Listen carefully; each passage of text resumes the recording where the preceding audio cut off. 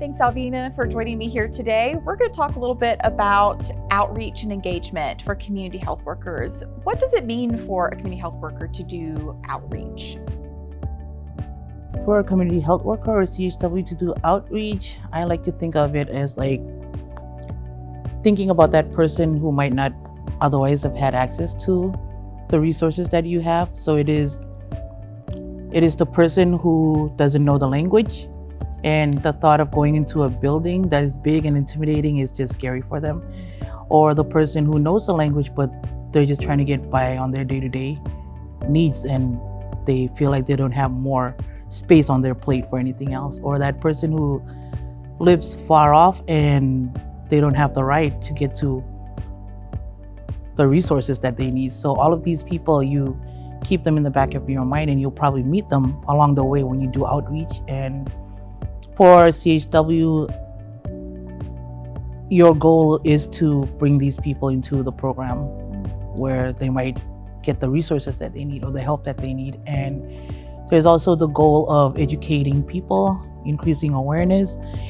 UMS has been doing a lot of COVID work, for example. So we've been doing COVID drives and COVID referrals and COVID treatment options and getting people's concerns answered.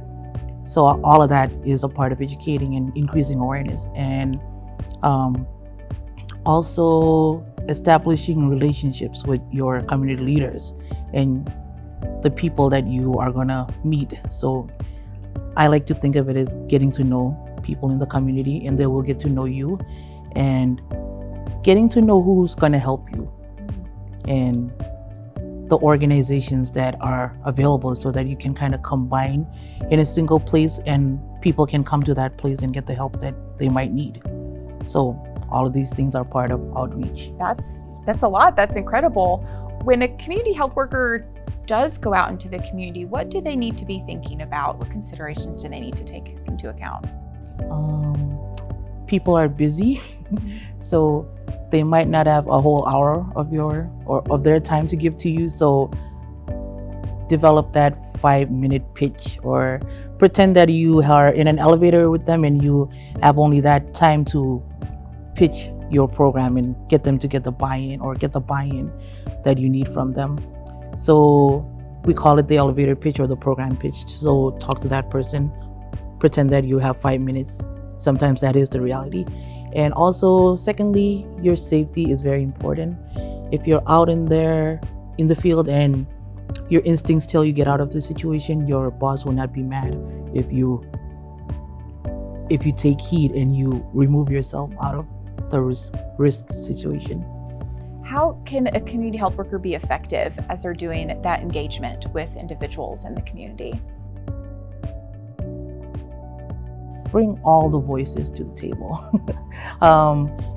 Listen to what everyone has to say, not just the dominant or the loudest voice, but facilitate things where all the voices are heard. And for example, if it's the Marshallese community, I say listen to the elders. They have all the cultural knowledge and they have the translations for the words that we as the younger generation might not have. So listen to those voices.